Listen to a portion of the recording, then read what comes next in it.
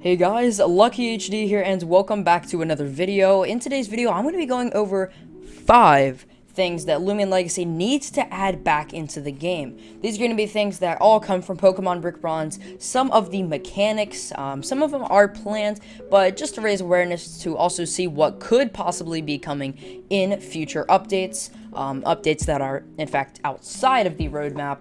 If you do enjoy this video, 67% of you guys aren't subscribed. If you would, go down there, hit the like button, hit the subscribe button, and yeah, let's get straight into the video.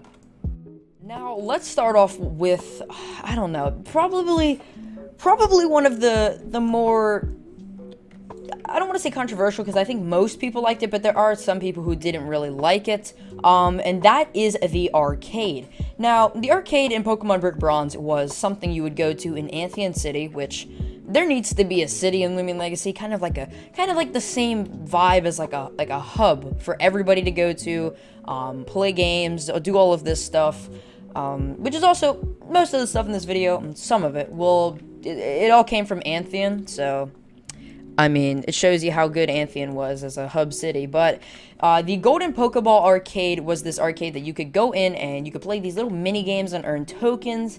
And you could actually use these tokens to buy hoverboards, TMs, unique Pokemon, Destiny Knot, like power items, like all of that stuff, right? They had, I think, like games like Whack-A-Mole, obviously, or I think it was called like Whack-A-Diglett or something, it was like a Diglett thing. It would be really cool if they did add something like that back into the game, maybe like Whack-A-Twilight, because nobody likes Twilight. And then they also had games like a Flappy Bird type thing with a Rowlet.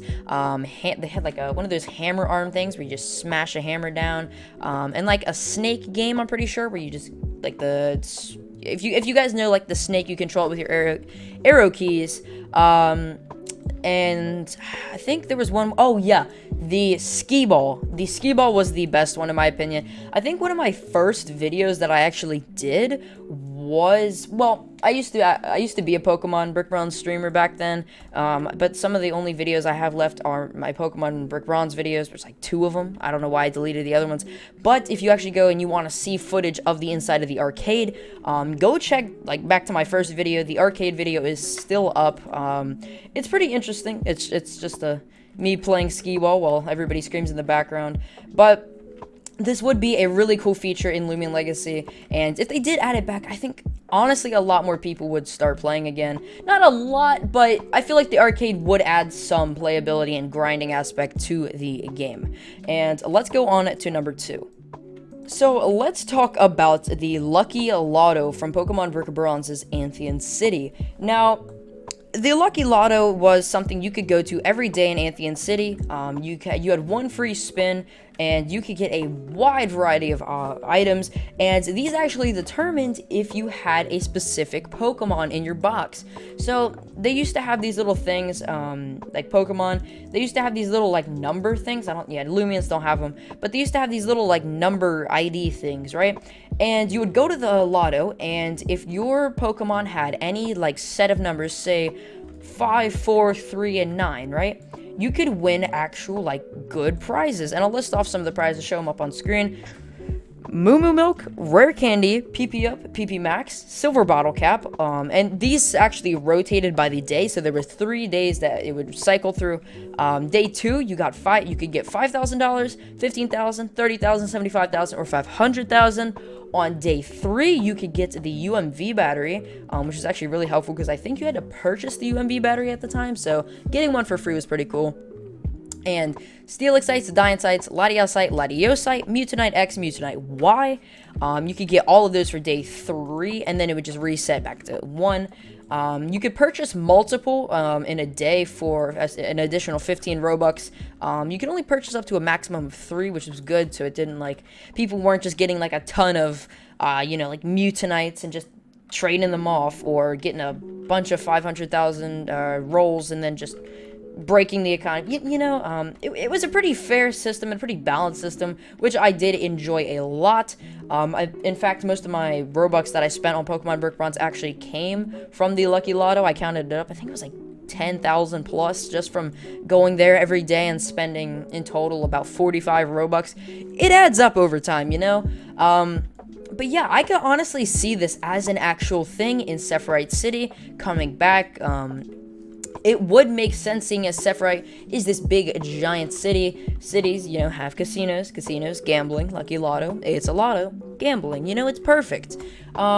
It's a possibility, not saying it's 100% coming. Obviously, take everything that I say with a grain of salt. But yeah, it would be a really enticing feature, and I think it gets some people back and grinding into the game, going there every day just to check in, see what they can get. But yeah, that was the Lucky Lotto. Let's go on to number 3. Now, let's go on to soft resettable legendaries. Now, I think soft resettable legendaries is a thing that Brad and the whole dev team, I'm pretty sure they've talked about it, and they actually have said before, I don't think I can find the thing. If I can, it'll be up on screen, but it's most likely not.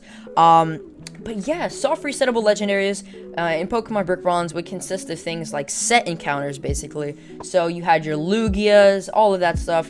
There'll be some videos up on screen of like people finding the shiny Pokemon and all of that. Basically what you would do is you would save in front of the Pokemon, which back then there was an option for autosave, but you could manually save in front of a legendary, and after that you could just, you know, poof, exit the game, come back in the game, see if the Pokemon was shiny, because all of the stats were just random for the legendaries every time you encountered one, and if it was shiny, then congrats, you got a shiny. Pokemon Brick Bronze odds and the Loomian Legacy odds are the same for shinies, 1 in 4,098, but then obviously you go into stuff like the boosts and all of that crap. It gets complicated, you know? But yeah, it would be very interesting, though, to see what they could do with these soft resettable legendaries. It's been, you know, confirmed by Lando and stuff that they are going to look into it. That doesn't mean it's going to come to the game, because obviously legendaries are kind of confusing right now, because every time that we see a legendary, it's always corrupted. So the means of, you know, catching one of them, because you can't obviously catch a corrupted, but the means of catching one would be kind of odd, and a way that they could implement this is these caves. You see these caves right here. So it's awfully suspicious that, you know, there's just this cave right here, and, you know, I might call me crazy, you know, call me insane, but doesn't that bit of rock look a little off-colored from that bit of rock? Who knows? It's just a theory, a game theory. But for real, like, I think once we get to the 4th battle theater, I think the 4th battle theater could actually be a water type battle theater. And I don't know, I say this because it kind of would make sense. Most fan-made Pokemon games have a water-type gym, and to have a water-type battle theater would be great, and I believe we could get, I think, what are they called? Manual machines. We could get a surf-type manual machine, and we could actually surf on these waters and go into those caves, and we could probably find, like, an uncorrupted legendary, or something like that. Maybe this cave, who knows, loops all the way around here, and the legendary is just sitting in the back. Who knows? But yeah, just the thought, the game, honestly, Pokemon Brick Bronze was so fun when you used to be able to soft reset for legendaries. But yeah, let's go on to number 4. So let's go on to apartments. Now, apartments were a really, it was kind of like a useless feature in Pokemon Brick Bronze, but if you wanted to, like, host parties or something in your little Pokemon Brick Bronze house in Anthean City, that's, you know, what you could do. But apartments were a great thing, and this actually has been confirmed by T-Bradham that apartments will be coming in the game, and he says that every single city, fun fact, actually has an apartment. Now, he hasn't said which ones, like which buildings. I'm assuming probably like this thing, maybe. Who knows? Maybe that house over there could be an apartment. But I think there are, in fact, people living inside of them, so I don't really know how that would work. But there used to be 3 different levels of housing. A kind of like a a poor, a medium, and a rich. I'll put the 3 on the screen going from left to right. And the first one was the affordable Anthean. It was kind of this like little, it was this little tiny thing, and you could actually purchase furniture and all this stuff for affordable Anthean. You had to go like a whole separate store, and I'll show interiors of each of them. And then going on to the next one, there was Anthean Adobes. Anthean Adobes was kind of like this more modern looking thing. Again, it was a lot bigger than the smaller one. Instead of it just being this like little tiny cube, you know, it actually had a little bit of like depth to it. It had some stairs and all of that. And then the final one was the Golden Pokeball. Now, the Golden Pokeball was really, I think, expensive. I used to have this one back in Pokemon Brick Bronze. It was expensive, I'll tell you that. But no, like you could actually get, you know, a good-sized apartment in here. And I forgot. I'm pretty sure apartments costed money. Correct me if I'm wrong. Again, like.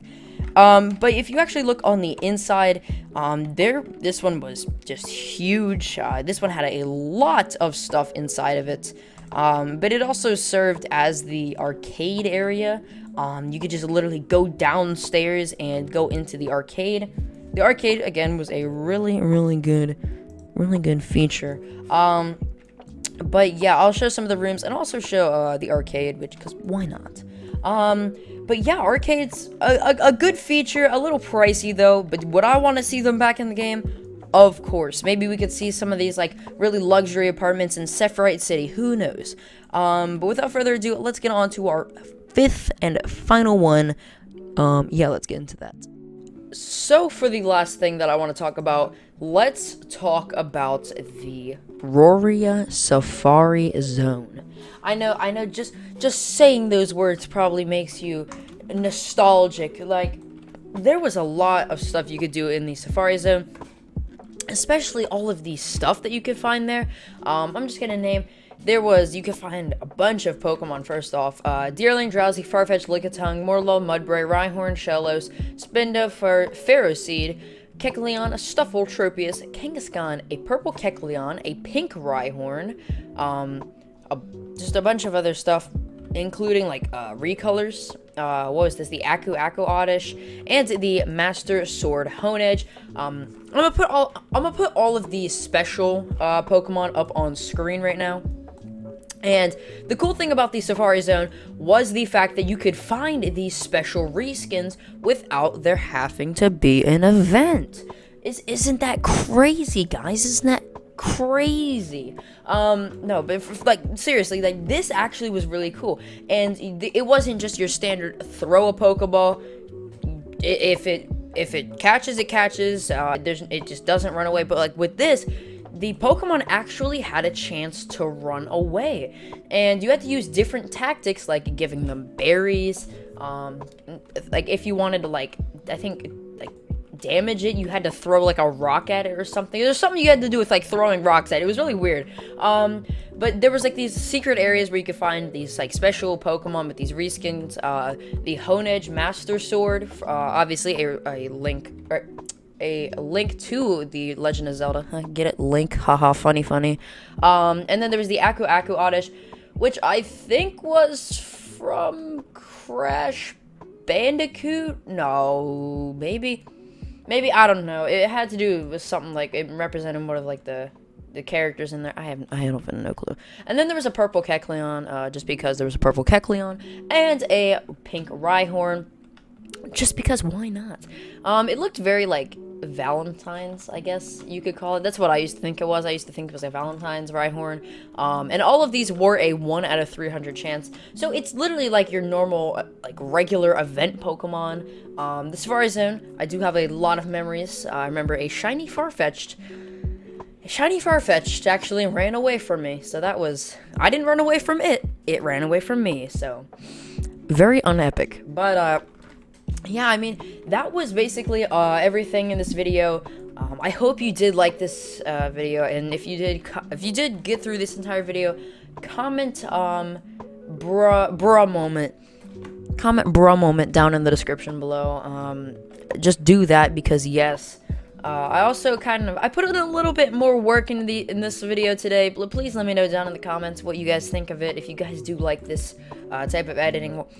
I'm getting sick. Sorry, I don't know why I'm getting sick all of a sudden. But yeah, let me know what you think of this type of editing now. If I should actually spend time editing, or if I should just throw out videos and get more videos done in a day. But yeah, if you guys did enjoy it, please go down there, like and subscribe, and I will see you all in the next video. Peace.